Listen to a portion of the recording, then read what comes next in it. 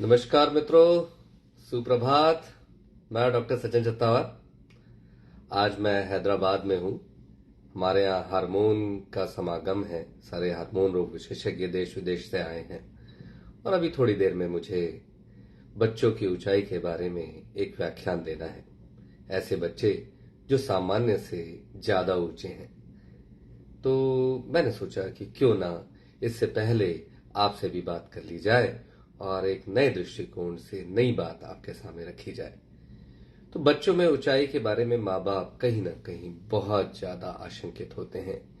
मन क्लेशग्रस्त होता है और कहीं ना कहीं कोई कुंठाएं आने लगती हैं।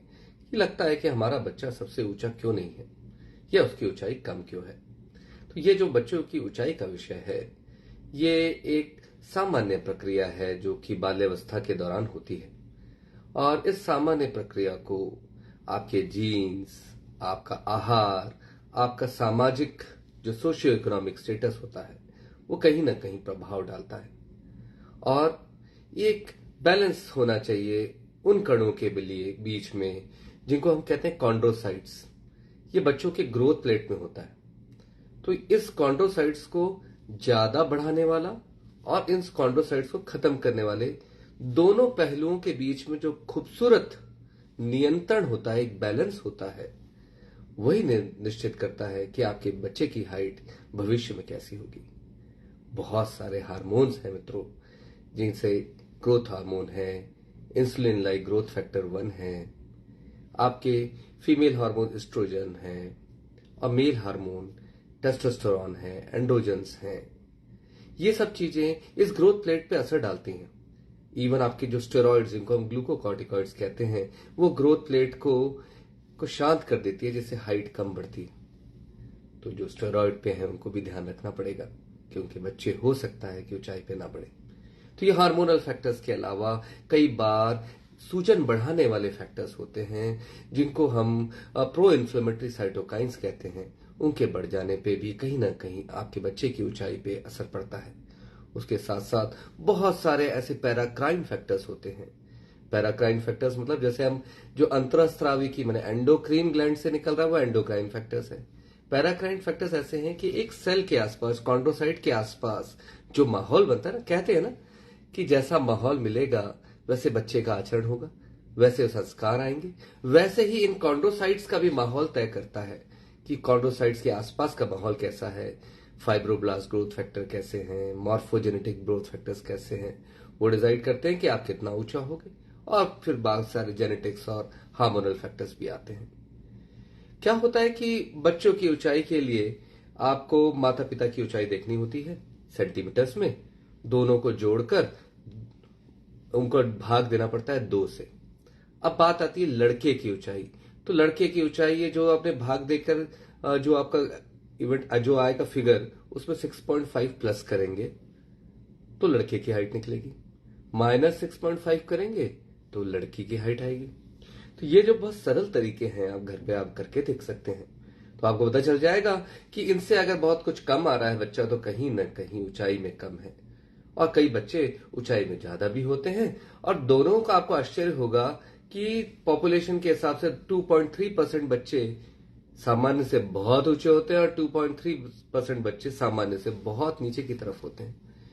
तो जो नाटे कद के बच्चे होते हैं उनके लिए तो आप बहुत सजग होते हैं, फटाफट डॉक्टर को दिखाते हैं और बराबर इलाज करवाते हैं। पर जो सामान्य से ऊंचे कद के बच्चे होते हैं, क्योंकि हमें बचपन से ही हमारे दिमाग में बॉलीवुड हस्तियों की हाइट बहुत ज्यादा हमें प्रभावित करती है। तो लड़का है तो हम तो बहुत खुश हो जाते हैं कि हाँ, ये तो बिल्कुल तंबू की तरह ऊंचा हो रहा है, ताड़ की पेड़ की तरह ऊंचा हो रहा है। और कहीं ना कहीं अब जैसे मॉडलिंग और इस तरह के जो व्यवहार हैं या कहें इस तरह के व्यवसाय में वृद्धि हो रही है, तो लड़कियों के प्रति भी हमारे मन में ऐसा है कि ऊंची है तो बहुत ही अच्छा है। तो उनके लिए भी हम इलाज नहीं करवाते। पर कई बार क्या होता है कि ज्यादा ऊंचा होना भी बहुत बड़ी बीमारी का कारण बन सकता है। और या तो ग्रोथ हार्मोन की अधिकता हो सकती है। तो बच्चे अगर सामान्य से ऊंचा हो और सामान्य से नाटे कद का हो, दोनों ही परिस्थितियों में आपको एक अच्छे हार्मोन रोग विशेषज्ञ को दिखाना चाहिए। वो विवेचना करेंगे, सही दिशा में इलाज करेंगे और सही तरीके से आपके बच्चे का ट्रीटमेंट करेंगे तो बहुत सारी बड़ी बड़ी बीमारियों से आप मुक्त हो जाएंगे। अब बात आती है कि नाटे कद के बच्चों के बारे में हमें क्या ध्यान रखना है। सबसे पहले ध्यान रखें पोषण का। प्रोटीन की कमी नहीं होनी चाहिए, आहार की कमी नहीं होनी चाहिए, किसी प्रकार का कुपोषण नहीं होना चाहिए। बाकी फिर आप डॉक्टर को दिखाएं, वो विवेचना करेंगे। उन्हें लगेगा कि नहीं कोई कारण है जिससे ये बच्चा बड़ा नहीं हो रहा, तो वो आपको हार्मोन रोग विशेषज्ञ के पास भेजेंगे। हार्मोन रोग विशेषज्ञ यानी एंडोक्राइनोलॉजिस्ट यही ट्रेन डॉक्टर होते हैं जिनको इनके बारे में बहुत विस्तृत जानकारी होती है और वो कहीं ना कहीं कोई ना कोई परिवर्तन करके आपके जीवन में खुशियां लेकर आते हैं। तो कभी भी बच्चा आपका नाटे कद का हो, छोटे कद का हो, तो आप मिड पेरेंटल हाइट कैलकुलेट करना सीखिए। कुछ भी नहीं है, माता की मान लीजिए 160 सेंटीमीटर ऊंचाई है, वो हमने लिख ली। पिताजी की 170 सेंटीमीटर ऊंचाई है, ये भी लिख ली।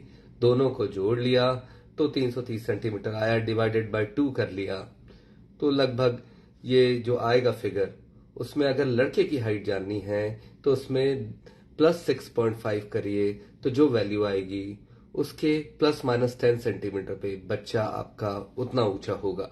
बहुत लोगों को जिज्ञासा होती है ना कि हमारा बच्चा कितना ऊंचा होना चाहिए या कितना ऊंचा होने की संभावना है, तो उन्हें इस तरह से कैलकुलेट करना चाहिए। और लड़की है तो माइनस 6.5 करिए, तो आपको जो जिज्ञासा होती है, जो कौतूहल होता है, वो शांत हो जाएगा। और उसमें अगर कमी दिखती है या अधिकता दिखती है, मान लीजिए जितना होना चाहिए उससे 20 सेंटीमीटर ऊंचा बच्चा हो गया, तो ज्यादा ऊंचाई टॉल स्ट्रेचर के लिए आइए। अगर मान लीजिए जितना होना चाहिए उससे 15 से 20 सेंटीमीटर नीचे है बच्चा, तो आप शॉर्ट स्ट्रेचर के लिए आइए। तो हार्मोन रोग विशेषज्ञ को दिखाइए। और इसी बारे में मुझे आज व्याख्यान लेना है, तो मैंने कहा जो पढ़ाई करी है वो कहीं ना कहीं सरल भाषा में क्यों ना आप तक भी पहुंचाई जाए। इसलिए बच्चों की हाइट के बारे में कभी भी आप चिंता मत करें। सही समय पे कब दिखाना चाहिए, हमारे पास 20, 21 साल, 22 साल की उम्र में लोग आते हैं, तब हम बहुत ज्यादा मदद नहीं कर सकते। लड़की को जब भी माहवारी आने से पहले, क्योंकि माहवारी आने के बाद, माहवारी आने का उम्र कितना है लड़कियों में, 8 साल से 12 साल के आसपास, तो इस उम्र से पहले आपको लेकर आना पड़ेगा। तब कोई हार्मोन रोग विशेषज्ञ आपके जीवन में इन समस्याओं का निवारण कर पाएगा।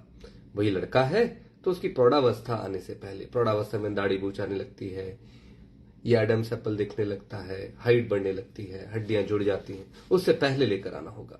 22, 23, 24 साल की उम्र में लोग बोलते हैं कि हमें हाइट बढ़ानी है, तो मित्रों तब यह संभव नहीं है, क्योंकि एक जटिल प्रक्रिया है और हार्मोन्स भी इसमें कहीं ना कहीं अपना योगदान देते हैं। आपका खान पान, आपके जेनेटिक पोटेंशियल, आपके माँ बाप की ऊंचाई, सारी चीजों का एक समेकित मिश्रण है और परिणाम है आपकी फाइनल ऊंचाई। इसलिए कभी भी ऊंचाई के बारे में, कहीं भी कितने भी बारे में आशंकित हो, तो जरूर ध्यान रखिए कि हमें एक हार्मोन रोग विशेषज्ञ से निश्चित करके, टाइम निश्चित करके, उनसे समय लेकर उनसे मिलना चाहिए।